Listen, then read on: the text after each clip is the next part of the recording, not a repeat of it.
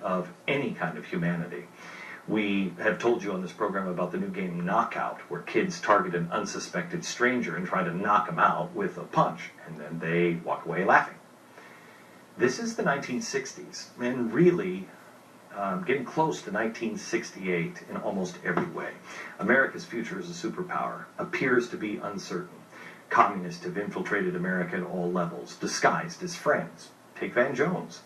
Many believe that state capitalism is the way out of the mess. You've heard that. People in business are saying China is the future. There's confusion, there's uncertainty, there's social unrest, there's global tension. It is a time like this where a call goes out for a real leader. And in 1961, Kennedy stepped down into the belly of the beast and all that bickering in Congress. And among all of that mess, he provided vision. This is what he said. Now it is time to take longer strides. Time for a great new American enterprise.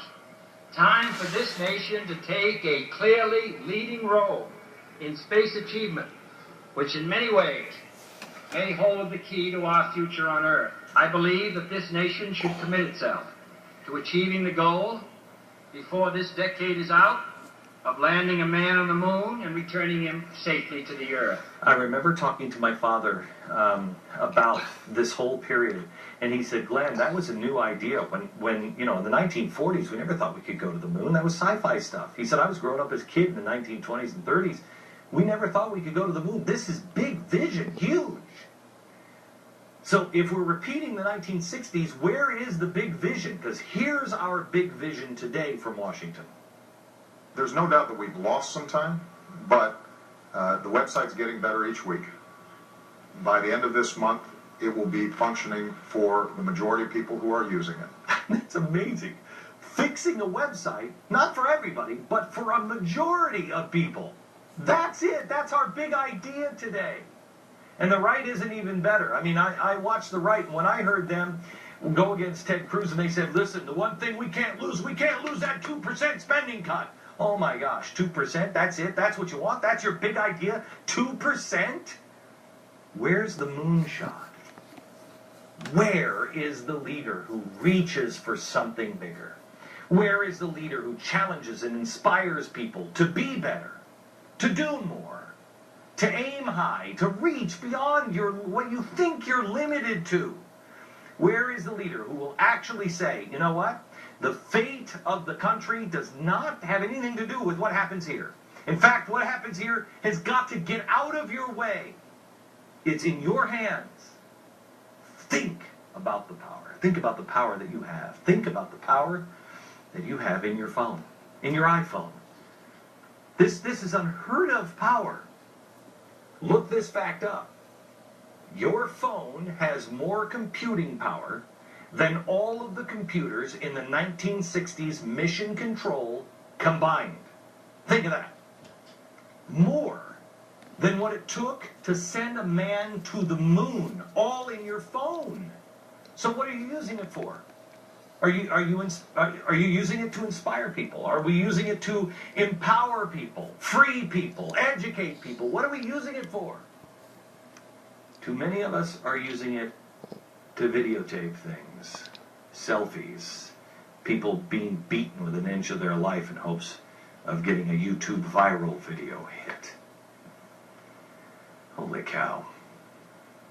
Look, JFK didn't have the legislative accomplishments, but 900 schools are named after him for several reasons, but most of all because people look up because of him. He encouraged them, look up. Leaders have us looking down at our knees. And when we're down on our knees, then they'll say, look up at the ring that you have to kiss, so we'll feed the scraps from the table. I tell you, he was a different man. This is his Bible, signed here, and by Billy Graham. This is a piece of the limousine. This is a piece of the blood-stained leather seat from the motorcade where he was killed. This is an interesting thing. This was I would tell you that this is Oswald's stamp collection, but it's not Oswald's stamp collection. This actually is his brother's stamp collection, and Lee Harvey stole it from him. So, I mean, nothing. Even his kids, he wasn't an honest or decent man. Went over to the Soviet Union. And when you look at JFK, here's his Bible, and you look at JFK, here's what he's known for: Profiles in Courage. And this is a first edition copy signed by him, but it's what he signed. It's pretty amazing. It says, "To June McDermott, a woman who's noted for her courage, but also for her profile." What a dirtbag this guy was. But that's not what we remember. In fact, we have so bastardized our history that we don't even remember the good things of JFK. In an entitlement-riddled society, how would the message that that man really embodied be received in today's America? And so, my fellow Americans, ask not what your country can do for you, ask what you can do for your country. Asking anybody to actually do something in today's world is a political gaffe.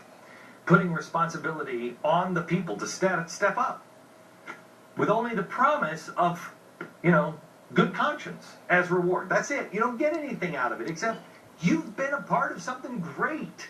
It's unthinkable, unheard of. Nobody would do it. It's exactly what we need.